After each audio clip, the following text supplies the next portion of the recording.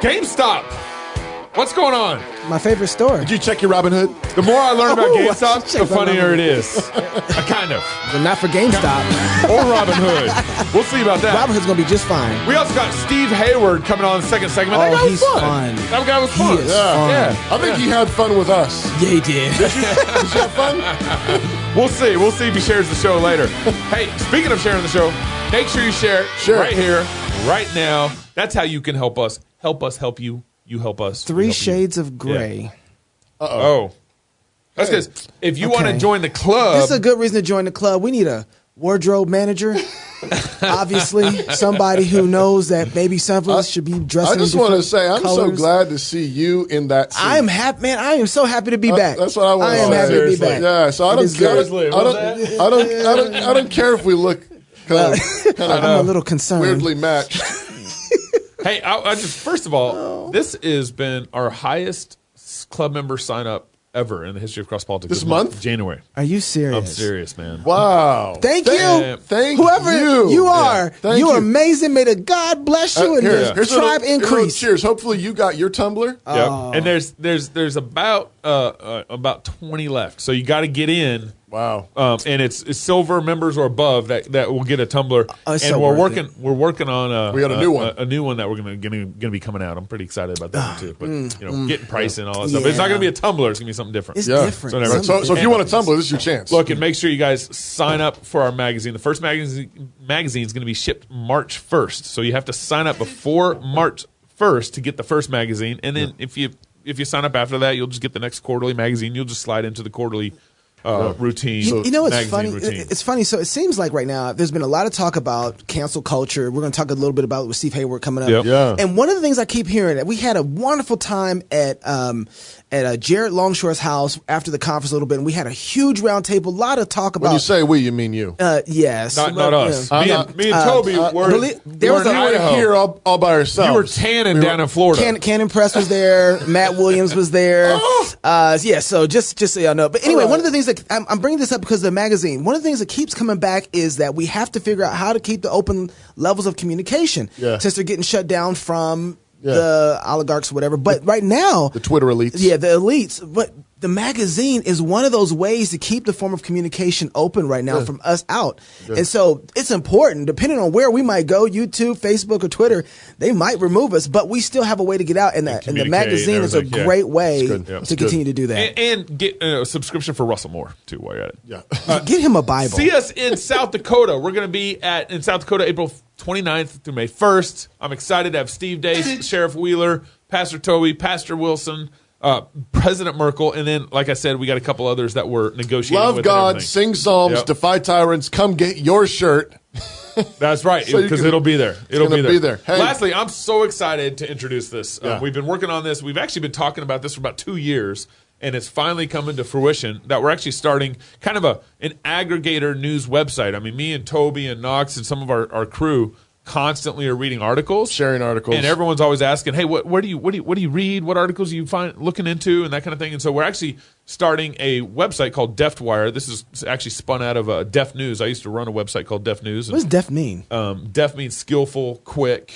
That's deft, and everything. Deft, yeah, not like deaf ear. Deft. Right. Okay. I was like, maybe it has something to do with. No. Gabe is kind of deaf. Yeah. So my ear don't work, and so we just figured let's call this Deft. Def Wire. Drink fresh, current, real news every day. It's going to be populated with new news stories that we're going through. We're the ones finding these just stories. throwing it up and just, hey, check this out. You want to know what's going on. It may or may not be coming from our news at crosspolitic.com, which you can send articles and links to. And so deftwire.com. Deftwire.com. Check it out daily. Also, last thing, Logos School is hiring teachers right now. Logos in Moscow, Idaho. Brick and mortar school. Logos. And my wife teaches there. Our kids go there. Yes. And so if you were thinking, man, I'd love to move there, but I don't know. I don't know how to get there. I don't know what I would do there. I would love to have my kids in the school, but I know it's really full. Hey, if you're a teacher, you can get your kids there. Yeah. Send a resume to M. Whitling, WHITLING, M. Whitling, at logosschool.com. Send your resume there today and see what's available. Maybe you too can join us. That'd be great. In Moscow, Idaho at Logos School. Hey, before we move on, are we going to talk about at all the fact that we're looking for some sort of beer maker out in South Dakota? We just not going to mention that. We were talking about it. Yeah, Well, we are. I got some things going. Oh, you do? So we shouldn't say that then? I mean, I guess we could. We could. If you make beer, yeah, and you want to put a Fight Laugh Feast label on it, yeah, we'll talk to you. Hey, especially if beer, you're from South Dakota. Wine or whiskey. Okay, we want a whiskey label. Yeah. I want a beer label. I want a wine label. We're working on a cigar label. Pretty excited to announce that here soon. Yeah, don't tell them about that but yet. It's best if you live in a free state. Yeah. Like South Dakota. Like South Dakota, where they don't have all kinds of government regulations on you being able to ship it everywhere. So our midweek fix this last Wednesday, you weren't here. You wouldn't remember this. I was watching. So you wouldn't remember any of this, okay? Really? Thank you. Thank you. There may be a little bitterness I'm still working. Did you notice that we're all matching? Yeah. You got to bring this up again? Boy, it hurts so bad. Oh, man. Cuomo was so it was so important to him that the truth mattered. Yeah. Oh, yeah. The truth mattered. Yeah. Cuomo, I do everything for Cuomo. And Cuomo came out this week after. Just play it. Just play it. Yeah. Is people value the truth. You know, give me the information. Don't give me spin. Give me facts that don't change. Tell me the truth. Yeah. See, truth is really important to Cuomo. No. Truth. Okay. Truth's really important. Then the New York to Attorney Cuomo. General, Letitia James, says that the State Department of Health underreported COVID-19 deaths in nursing homes by as much as 50%. 50%. That's half of the deaths they missed. I'm Does sorry. people value the truth? Yeah, they.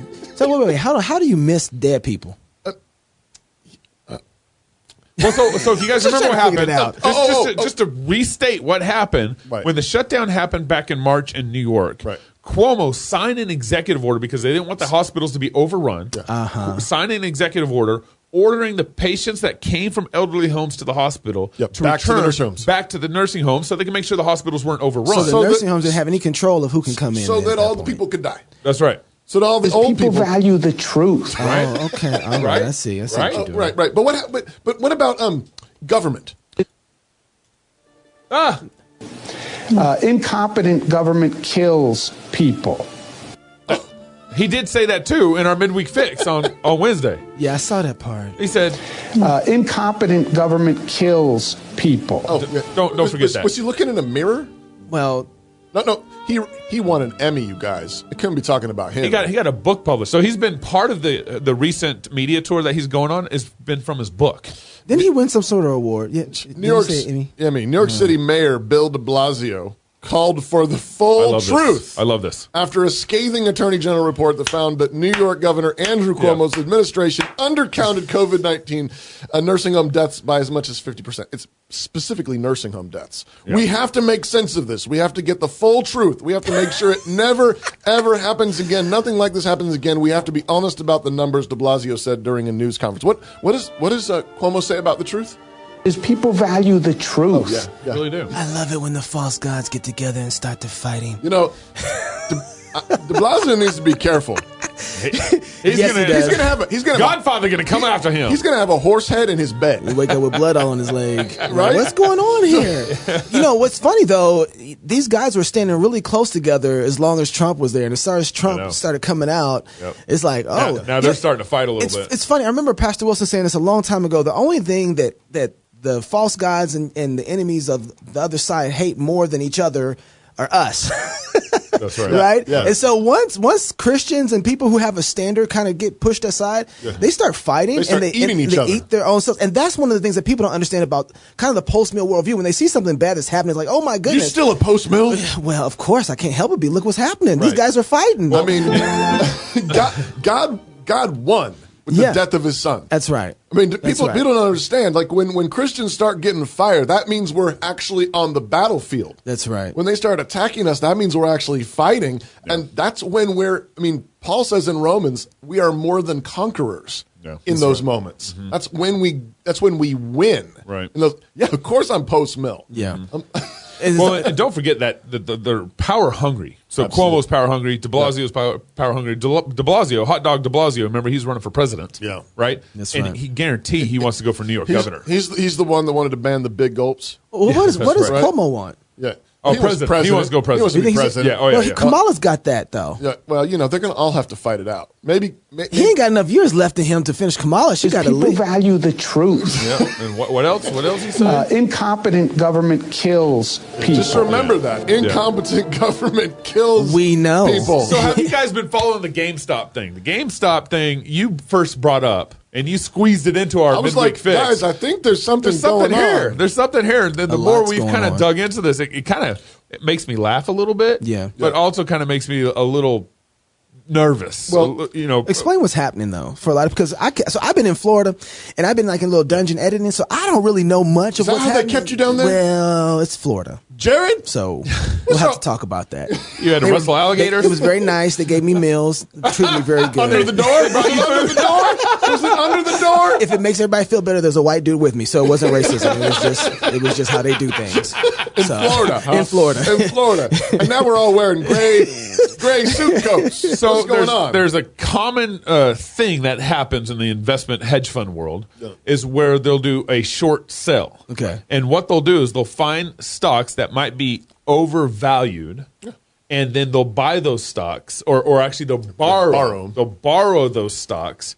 Then they'll go and sell them, let's say, for so the stock value that they borrow at is $100, right? And then they go and sell that stock. Figuratively, you're speaking figuratively, right? For $400. Right. And then they're going to tell where they're borrowing it from, they're going to say, hey, we'll get you your stock back.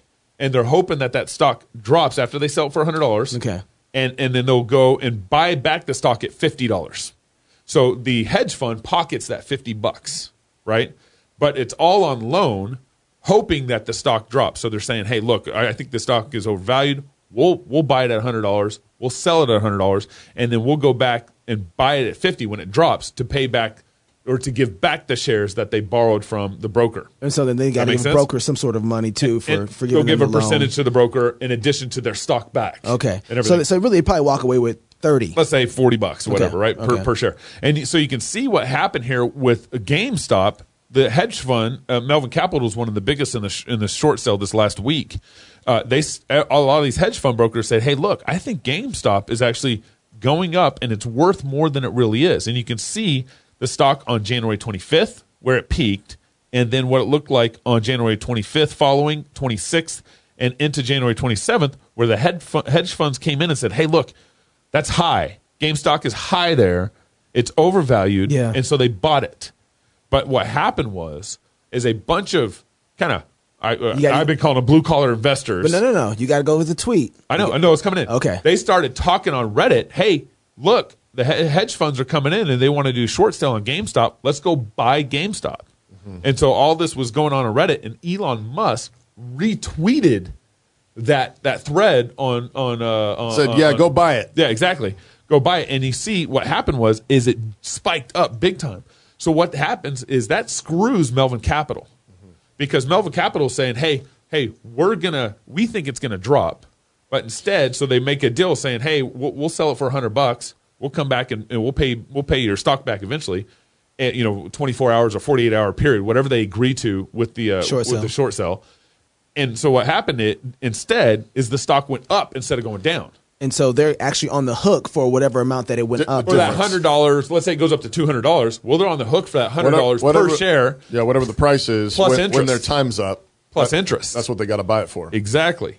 And so hedge fund Melvin Capital comes in, or at least initially gets screwed through all this because of all these blue-collar Reddit Robinhood investors. Right. Why is Elon Musk cool with this? Well, Elon Musk, this happened to him. So this is, like Gabe said, this is a game that's inside of this is what people stock. do. This is what people do. Right. And so I think Elon knew he had a bunch of guys betting against him, and so they did this to him. Yeah. And he's like, okay. Tesla. They were betting on Tesla. They were trying to short sell. They were short selling his stock. Tesla. Exactly. Yep, and so they're like, it's not valued. This. So he started fighting back because he saw that, hey, you can mess up a whole business by doing this when everybody gets together and wants to screw you, right?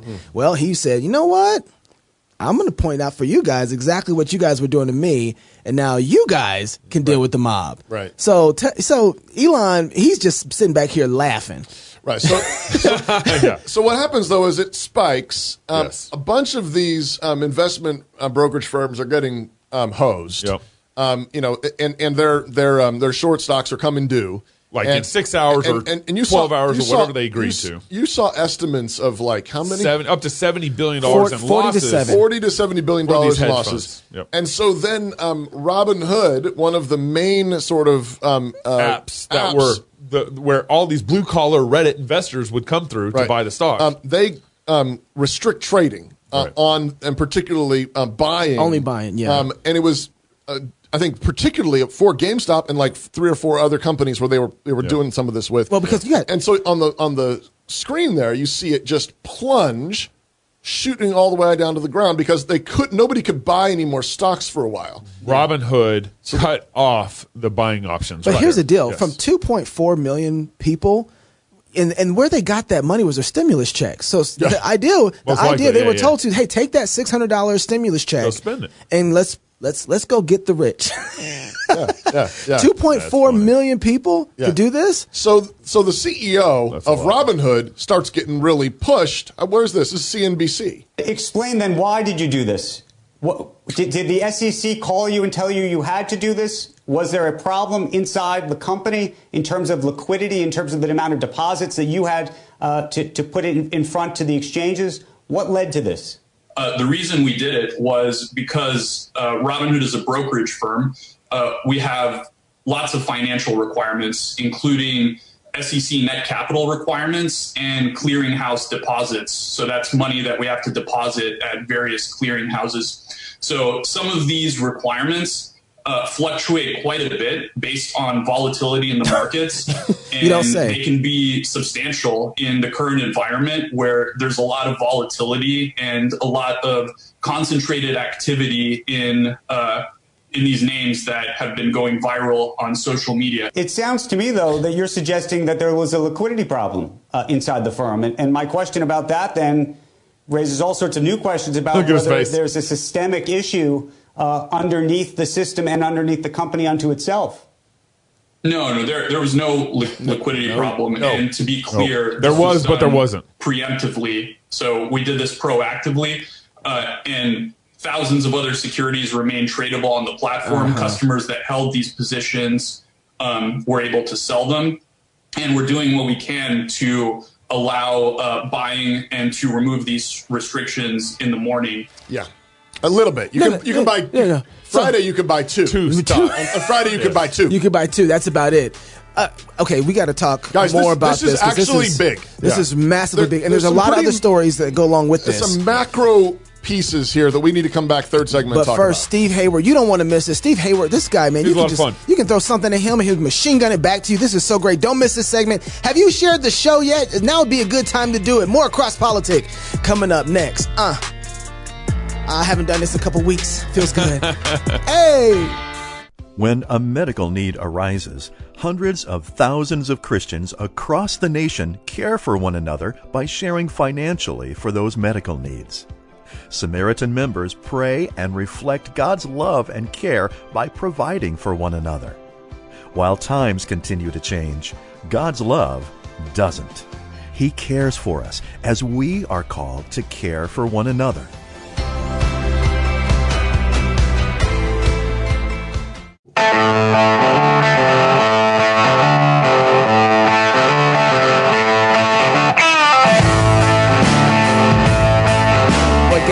Does he say "hi" anymore or what?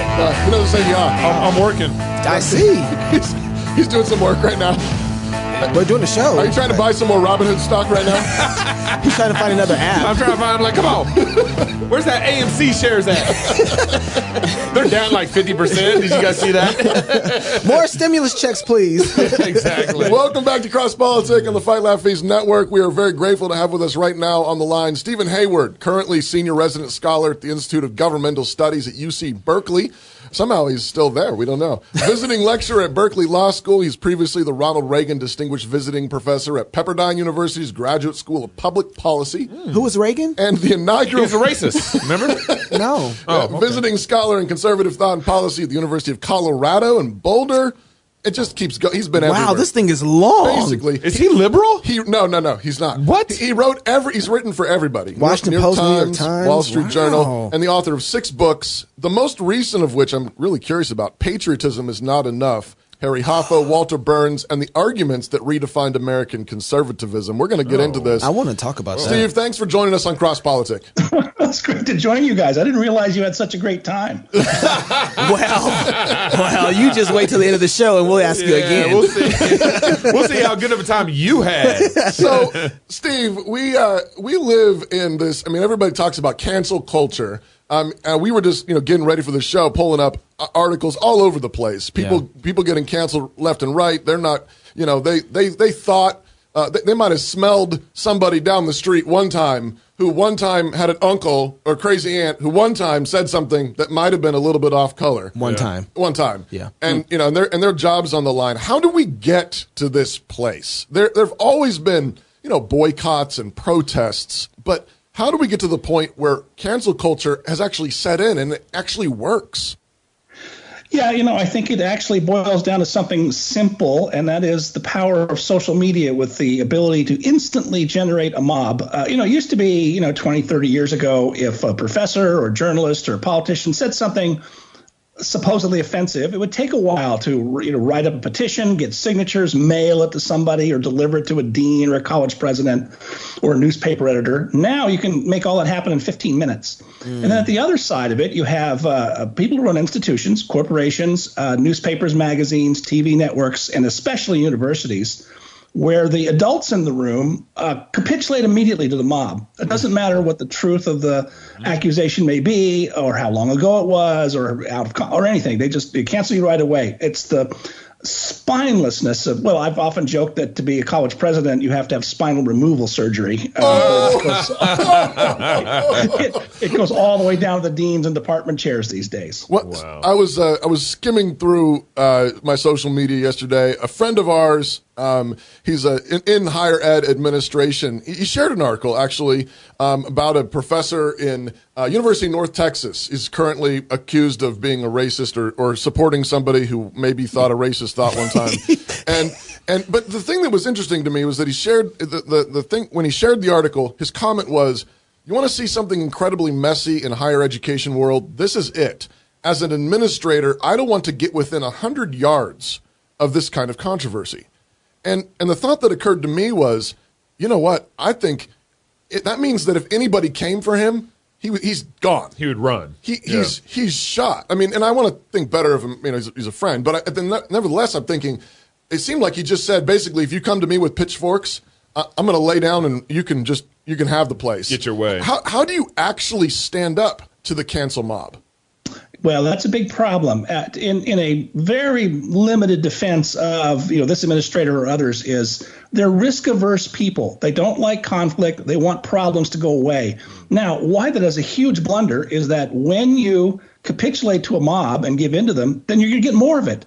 The way to end this is for the adults in the room, as I keep calling them, they're arguably not very adult, is to say no. Next time students show up demanding that somebody be fired for sort of, something ridiculous or even, being provided I know the case you're talking about, the person in North Texas. It's a music professor who pushed back on the theory that certain European composers were racist. Right. And it's not allowed now. You are not allowed on college campuses to offer an argument or any criticism of the whole critical race theory dogma that's now caught on so fast. Not allowed.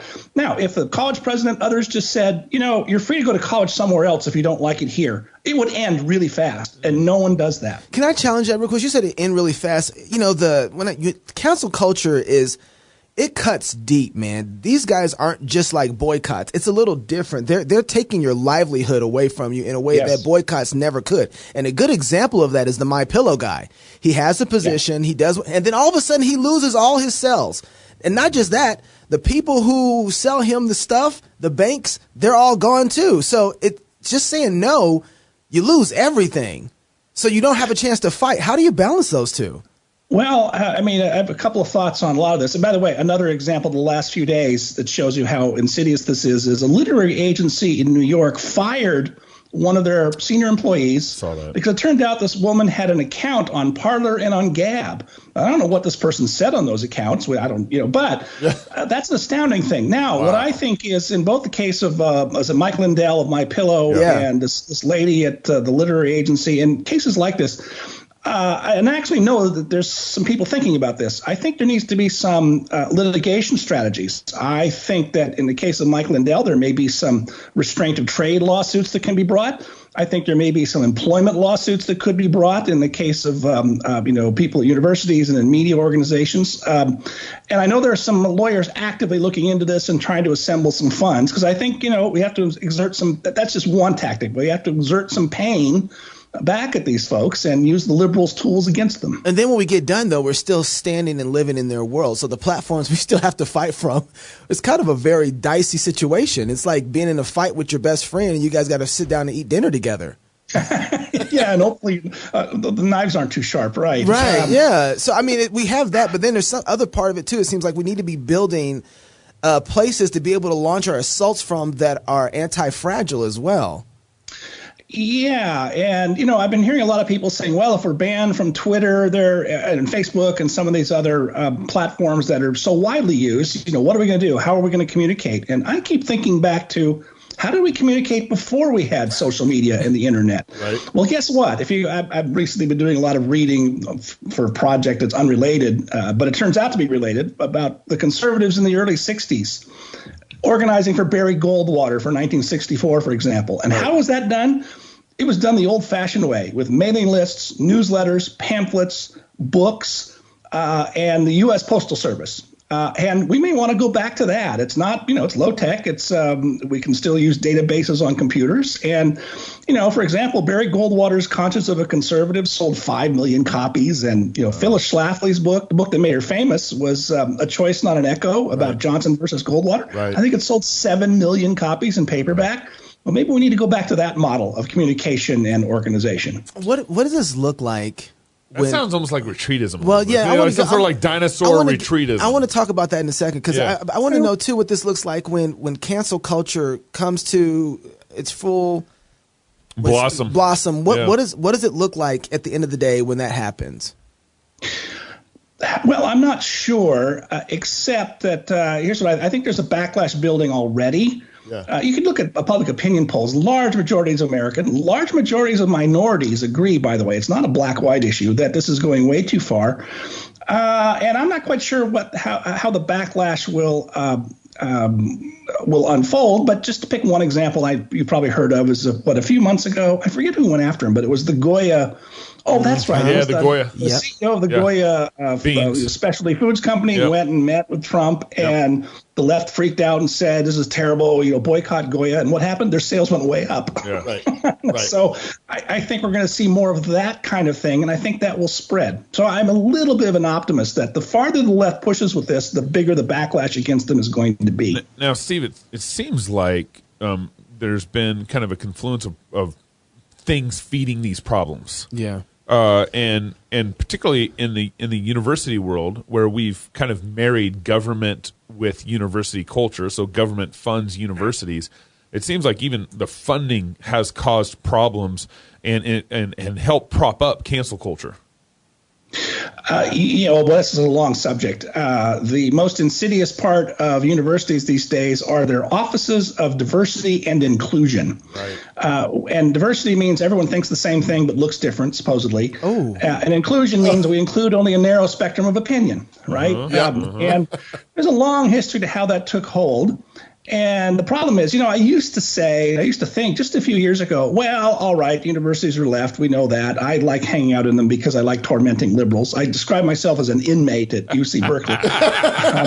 And that's a long story. Oh, I can't wait to hear that one. That's great. Well, what I used to say was, well, it really doesn't matter if, the English departments of universities are insane. Better to keep these insane people off the street. However, what we've seen in the last 5-6 years is that those campus dogmas have spread to the wider world, into corporate America. You think of that engineer, James Damore at Google, who got fired for posting on an internal bulletin board some heterodox thoughts about employment preferences and women in science and so forth. They got fired for that. That's the sort of thing that only used to happen on campus, and now it happens in corporate America and newsrooms and elsewhere. So these insidious campus dogmas are now spreading, and the Office of Diversity and Inclusion is now usually the human resources department of every major company in the country. Wow. So has that then also been institutionalized in the Biden administration? Oh, my goodness. I mean, it's their central focus. Racism causes climate change. Racism, is somehow implicated in COVID-19. There's nothing it doesn't explain. It's the superpower of the left these days. Everything reduces to race and racism. So how do you, as you look at the last 2 weeks of what's been happening in the Joe Biden administration, what's your feeling there? What's your checklist? Is he doing great?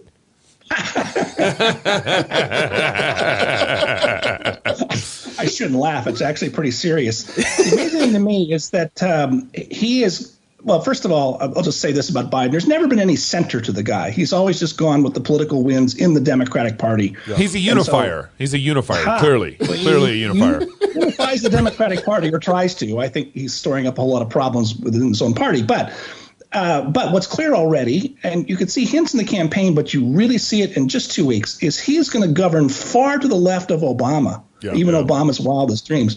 Obama tried to, and the other curious thing is Obama was a leftist at heart, but he was enough of a practical politician to know not to push it too hard and not to talk too radical. Right. Biden is talking with very radical language and is pushing the policies in a very radical direction. And my guess is Obama's sitting back right now going, my goodness, he's either going to crash and burn or I should have been bolder. Oh. Have you been following the whole Keystone Pipeline thing? Yeah.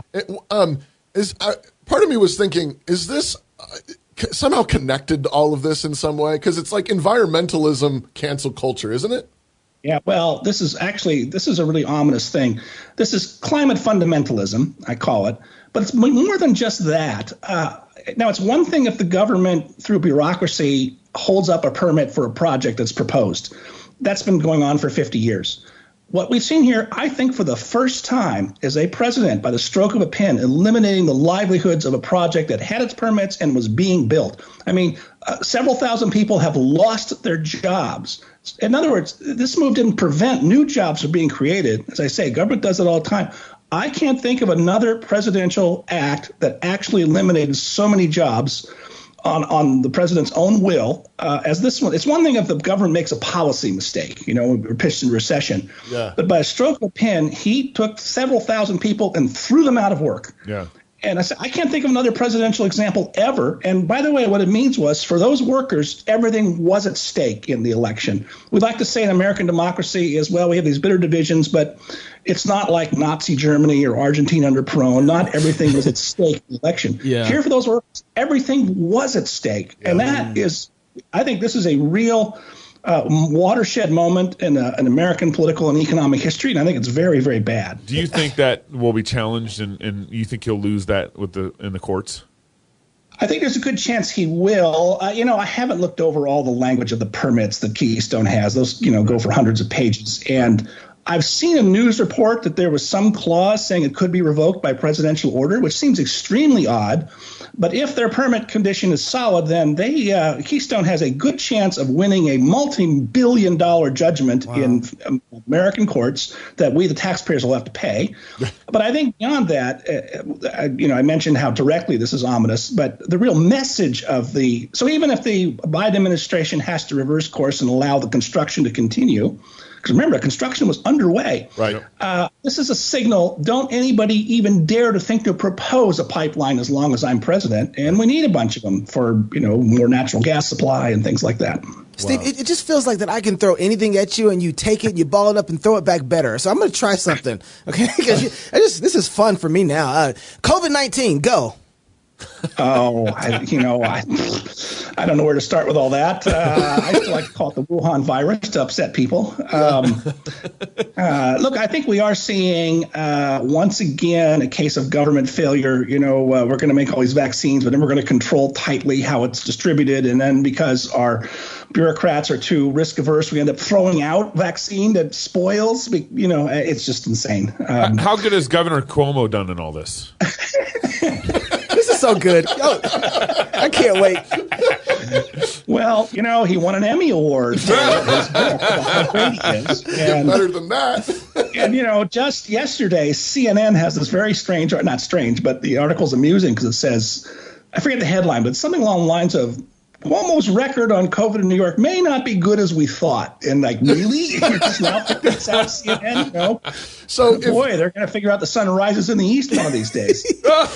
If presidents of colleges, you know, you could have all the presidents of conservative colleges on the line with you for a day. What's the advice you give them? And let's assume for a moment that most of them still have most of their backbone still in place. They really want. They didn't have surgery. They didn't have that surgery. Yeah. They aren't as risk averse as most, but they just don't know what to do. What counsel do you give them in this moment? Well, I know both of them.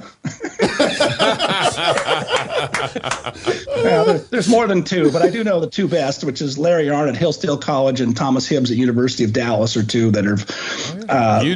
Hillsdale does not have these problems because people know better than to be idiots there. University of Dallas has recently had a controversy, and President Hibbs said, "No, we're not doing this. Go away." And I think they'll have less of it because of that. What I've been telling Larry Arnn at Hillsdale, because Hillsdale's famous and been very successful, is we need more Hillsdales. And they actually are talking about opening up some branch campuses and expanding their student body, and we need more of that. And I think there'll be a market for it. I hear from a lot of parents with high school kids saying, where can I send my kids to college that isn't going to be insane? And the number of places I can recommend is shrinking. Depends on the field. If you're interested in math and science, you have a lot more options. But if you actually want to learn the humanities, very few places now I could recommend.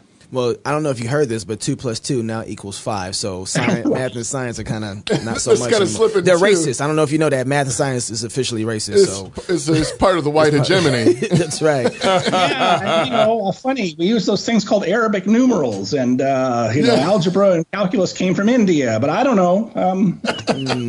Steve, how can we follow you? How do we keep in contact with what you're doing and stay up to what you're writing about? Got to send him a letter. Yeah, so I write every day on Powerline Blog. That's the name of the site, Powerline Blog, all one word. We're kind of stuck with blog in the title because Powerline is an electrical supply company. Anyway, Powerline, I didn't start it. It was started by 3 lawyers who were old college friends. And this goes back a while, but it was Scott Johnson, one of my writing partners at Powerline, who blew the whistle on Dan Rather using the forged documents back in 2000.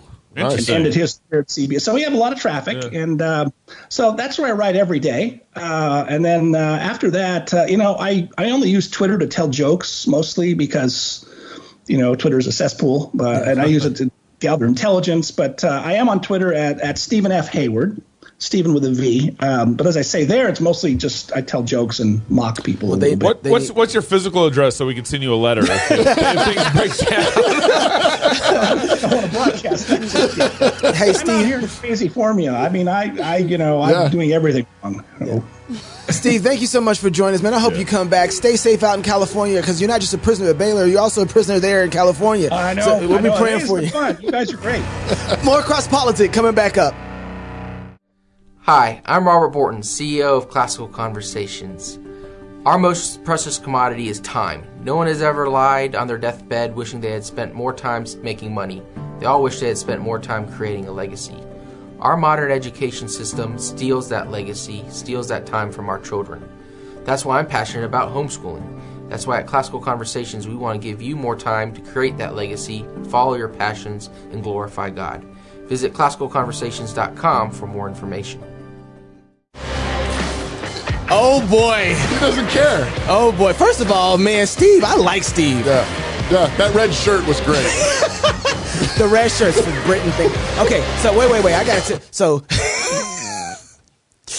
during the break, Pastor Toby, you got to say what you said. No, so what happened? After the first segment, you were a little concerned about the way. I just thought that we could explain short sale a little bit clearer. You didn't think that Gabe's explanation of short sale was fabulous. That's not what I was trying to say. No, that's okay. That's okay. And it just so happens that we want real news. We want the truth. So wait. So we want the truth. You can't handle the truth. I just thought it was a little bit. You thought it was convoluted. There's a lot there. But I just want to say it clearer. What didn't you think Gabe said that was clear? Well, the borrowing part was the thing that I think kind of like. Even though it's true, it's complicating the fact, the explanation. I do think you understand it. And I think, in that. I'm trying to say this. I have no feelings. A short sale. This is why I love Gabe, though. The key thing is that what you're doing is you're selling the stock. Yeah. Yes. And betting, and you're betting that the value is going to drop, right? And you are promising to buy it back, right, at a particular at a lower price at a particular time. Yeah, but from a borrower, right? And but you didn't like the call Matt because so this is what's amazing about the Fight Laugh Feast Network. Like this was amazing. Like this is why we. And so what happens is when the Reddit guys all bought a bunch, the prices went up, and so when a bunch of these short sales were supposed to come up, and you were going to buy it at $50 or $60, and make $30, $40, $50 on what was originally $100 value, it's now $150. Now it's $200. Right. So you're getting hosed. I don't know. I mean, So, maybe I'm being No, picky, but I thought that's what Gabe said. Like that was one of the. Okay. Somehow I got kicked off Bluetooth. That's why I said we didn't Well, that's okay. Here, let's try it again. Just gonna call. Matt's on the line waiting for us You're right gonna now. call him right now. Go He's ahead. on. So this is what's amazing. So if you don't know, if you're not a part of the Fight Laugh Feast Network, first of all, what's wrong with you people? This is amazing. Or you could get on the app. Yeah. The app has all our shows on the network. This is one of the. You need to learn how to pair. Hang on, it's parents. Oh, there we Don't, go. don't. Okay. Let me do my thing. Including how to build a tent. Yeah. With Matt Williams, and he's like he's kind of our resident business guy. Stock market. It's not about tent making. It's about ninja building a Christian culture through business. Is Matt there? That's what. No, Matt, can you hear us? I'm here. That's what tent making is. Yes. Tent making is being anti-fragile. Exactly. That's why he does this thing. So, Matt, we need you to explain really, really quickly for idiots like me. Like me. What is a short sale exactly? Well, okay, there's two different kinds of shorting a stock. Is that you can short the market, which is what is happening here, and you can do puts. So we'll just focus on shorting the market. Okay.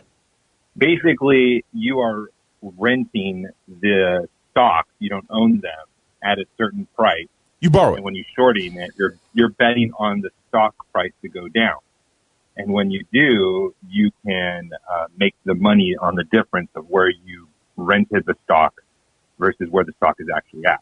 Right. And what happened with Reddit and the Discord server of, I believe, around 200,000 retail investors or the little people like me and others who invest that aren't Wall Street investors, hedge funds, they said, no, you're not going to do this anymore. You're not going to manipulate the market. You're not going to take these short positions, borrow stock that's not yours, and then go on MSNBC and all these TV stations and talk trash on the stock and then making you millions and millions of dollars. So manipulating it where they're like manipulating the price then. Yeah, exactly. They're doing exactly what they're accusing the Reddit board of doing, but they do it on TV. Wow. And so they said, forget you. We're going to get everyone we know, and we're just going to buy the stock. And they did that with GameStop and a number of other ones, and they have plans for future ones. And so when they borrowed those hedge funds borrowed the money borrowed the stock to bet that it was going to go down, it went the opposite way. Right. And it resulted in them actually losing between $40 and $70 billion. I'm not sure exact total, but those are the numbers I've heard floating around the internet. Okay. Matt did use the word borrow, so but it just sounded better. I don't know. Matt was concise. This is why. You know what though? This is why Gabe has been listening to How to Build a Tent, so that's why he used the words borrow. That was really helpful. Matt, just real quick, just fast. Do you short sell? I have put options. And I actually bought some for the GameStop because I believe it's a huge bubble right now. But it's not in the next 2 days where I'm worrying about losing billions of dollars. But I do the put. I don't do the borrowing. That's more of a Wall Street hedge fund kind of thing. Okay. With connections and all that good stuff. Matt, bro, I love you. Thank you for doing this. Please get back to talking more about stuff like this. That way I don't have to go and search everywhere else. Come on, man. Step your game up. Well, obviously you didn't watch my show today. I did watch your show today. And boy, you took forever to get to a point. I'm sorry. That's in-house business. We won't talk about it on the show. Everybody listen to How to Build a Tent with Matt Williams. Matt Williams, thank you so much for coming on the show. Love you, brother. We'll talk later. Thank you, guys. Love you. All right, love you too, man. All right.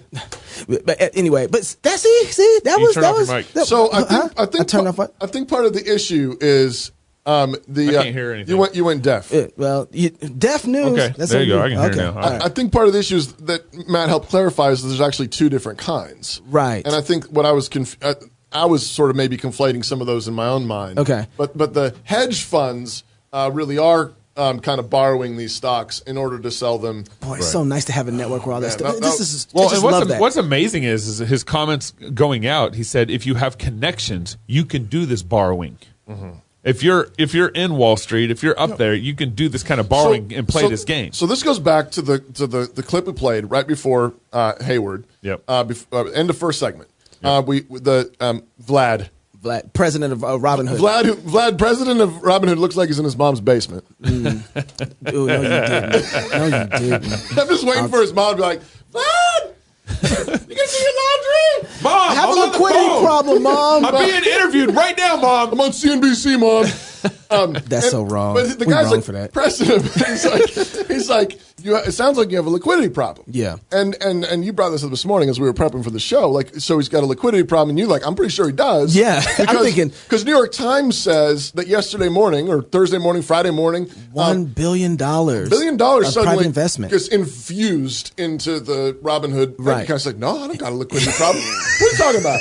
What are you talking about? I just got $1 billion. Who got a liquidity problem?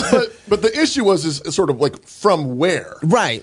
And the thing that I think is kind of hard to track in all of this. Capital hedge funds, probably. I wouldn't be surprised if it was. Absolutely. Yeah. Now, and so what you have is there's actually one of the, where is it? Ian, our new chief operating officer of operations. He's so helpful. One of Robinhood's primary market makers, Citadel Clearing, has some ownership in the hedge fund Melvin Capital, which was one of the largest short sellers of GameStop and others. Right here, Melvin Capital. So there's Melvin Capital. So Citadel Clearing is at least partially owned, has partial ownership in the hedge fund Melvin Capital, and they're getting screwed. Yeah. And they are one of Robinhood's primary market makers. So the point being, so Robinhood doesn't make money by you and me downloading their app and setting up an account. Okay, no. It's a different business model. Yeah. They pretend that it's free, but we know and that you're the customer, like Facebook and Twitter and Google. That's right. Check out past show with George Gilder. That was when we had him on this different model, and it's one of the principal reasons why we went to a membership model. Yeah, here at Cross Politics. Yep. Mm-hmm. The reason why we have Fight, Laugh, Feast membership by individuals is because we want to basically be anti-fragile. That's right. We don't want to be owned by one big hedge fund or sponsorship or whatever. That's right. And then get canceled. Right. But what happens is Robinhood is basically run by, their bills are paid by these big hedge funds. Right. That's right. Like Citadel Clearing, and they're connected to Melvin Capital. That's how they pay their bills. And Robinhood is basically probably selling some data. No, they are. They have big data contracts. Okay, big data. They're tracking what you're selling buying, your data, what you're selling, where you're from, male, female, how old you are, whatever. Right. So who got really exposed? Robinhood, or was it the parent companies, or was it GameStop? Who got really exposed in all of this? The hedge funds, the big hedge funds. Right. Now, but Matt Williams pointed out a little bit in passing here, and we talked to him earlier, is basically all these people are in bed together. Okay. The other major, like Ameritrade and sort of the big traditional, I don't know what you want to call them, where you get your Roth IRA from or your 501s, your retirement funds and stuff, where they'll invest your money for you. You're paying them a monthly fee, right? Which makes them actually a lot more anti-fragile over time. Yeah. But Robinhood, promising to be free, trying to get a bunch of people on board real quickly, and apparently they got 4 million of users over the last year. They're being supported though by these other hedge funds by Prince John. So when Reddit says let's run the stock up, 2.4 million people go, and they buy, it goes up. The companies that pay the bills for Robinhood are in the process of getting hosed. Well, wait. Robinhood said that nobody influenced them, that they did this proactively. Yeah. Well, he didn't quite say that. He actually had like a bunch of like economic talk. No, he said that in the clip. He said SEC didn't influence me. But he said we have policy. Well, but look, you do something policy. You do something proactively to take care of the volatility of the market. Yeah. Like we talked about, de Blasio's going to be doing stuff proactively because Cuomo going to be looking at him. Yeah, guys. So the bottom line here is where you get your money from matters. Yeah. Yes. And whether you own what you own free and clear or not. Right. Well, so we were, for example, business structure too. Yeah. Business model and where you get your money but from. But it's all tied together. Yeah. But there's a church down in San Jose, California that's been, fighting the good fight in many ways in terms of meeting on Sundays. They've been held in contempt of court. There's millions of dollars in fines for meeting.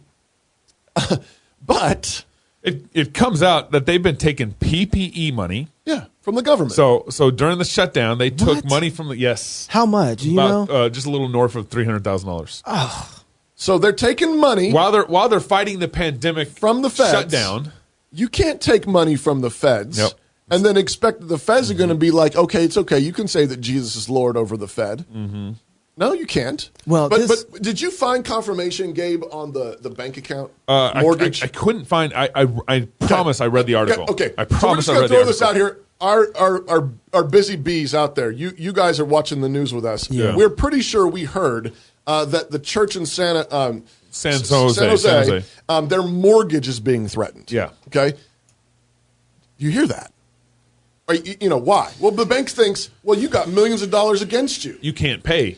What's the chance you're not going to be able to pay this? So the mortgage lender begins to exert authority that they have since they own everything. To reclaim the church We can building. reclaim the building because when you do a mortgage, you're borrowing, as Gabe likes to say, money from the bank. Yeah. It's not really yours. The building's not really yours. And they're saying, hey, well, you can default on this loan. And so exactly. And so you're in trouble. This is why I am so grateful to be part of a church that committed decades ago.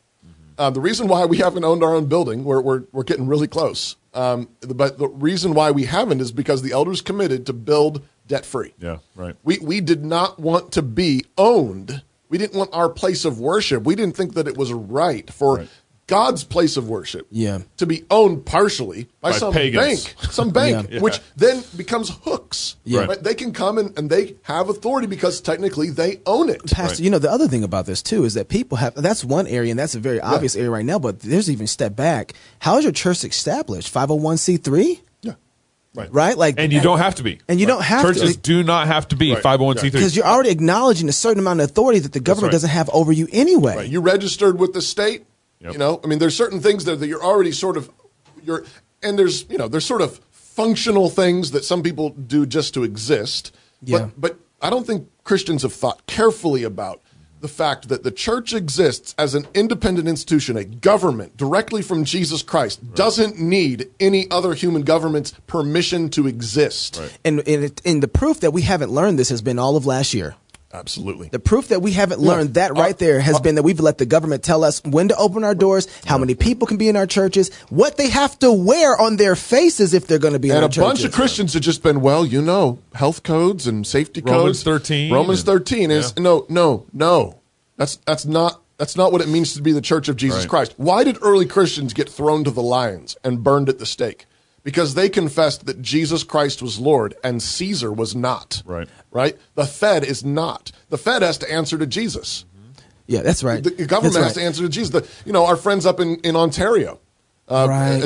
Pastor Rome. Yeah. I mean, they're running into the same thing right now up there. What's it called? Chapel, something. Trinity Bible Chapel. Yeah. But the same thing. And the Canadians have been doing the same thing we're doing, throwing away their freedom, throwing away the right to exist, throwing away their right to worship. And then all of a sudden, now the bill's coming due. We did a short sale. Yeah, that's right. We did a short sale, and the government, they bought it all. They bought all. They ran the Reddit stocks up. Right. And now they're saying, you owe us. Right. You built this building on our credit. Right. You've been existing on our good wishes. Right. And now you got people seizing bank accounts. You got mortgage companies coming. Cancel culture. Losing built-in. Coming to roost. Yeah. Why?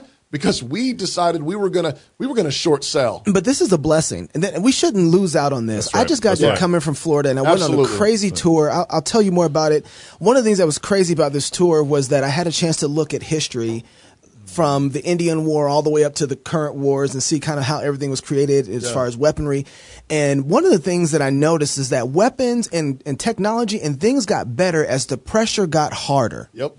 And right now, we would never have known how to understand how government is working, operating, and how much we're cancel cultures even help with this, how much we're vulnerable to those attacks and assaults. Right. And so if we look at church history and go through time, we can see that every point that the church has had a challenge challenged with doctrine, it's gotten better. Yeah. We've defined our parameters, and we come out, this is the doctrine of God. Right. This is the doctrine of Christ. This is the doctrine of the church. Right. And right now, God is setting us up so we understand these spheres, how the family works, how the church is supposed to work, how the government's supposed to work. And we're working out these things in such a way that after this is over, we're going to stand stronger because God is the one who is prepping his people. I mean, it's amazing. When you look at Israel coming out of Egypt, one of the most beautiful things in scripture, it doesn't pop out right away, is that when they leave Egypt, God doesn't take his people through the route where they would have to go to battle. No. And this is so gracious of God because they weren't ready for it. And so their hearts wouldn't be discouraged. He took them around the desert. Right. A desert? Right.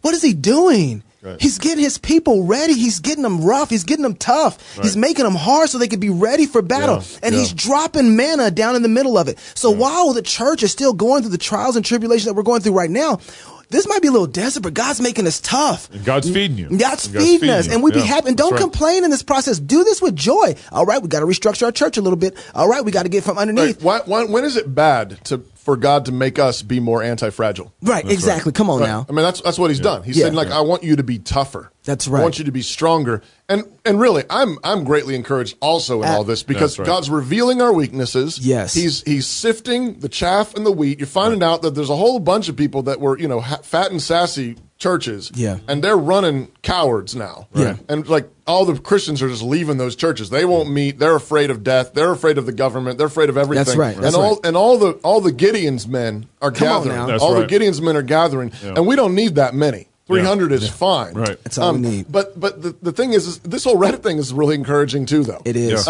George Gilder, one of the things he says in Life After Google, check out the book, check out the old episode with him, is his whole point is that they're functioning on this sort of mammoth vision. Right. Yeah. Bigger is better. That's right. But what it is it's a Goliath vision. Right.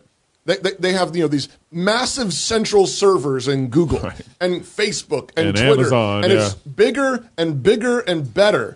And Gilder says it's not going to work. He says it's going to fall. He says the future belongs to the common people, the free people, and he grounds it gloriously. He says basically the bigger is better is a completely Darwinian assumption. That's right. It is. That's right. Darwinians think that bigger is better, that might makes right. That's right. But we're Christians. Yeah. We believe in the God who created heaven and earth. We believe in the God who raised Jesus from the dead. We believe in the God who makes hearts new. Yeah. Right? Amen. We believe in the power of grace, the power of wisdom, and that means God is creating a new humanity and he's making them deft.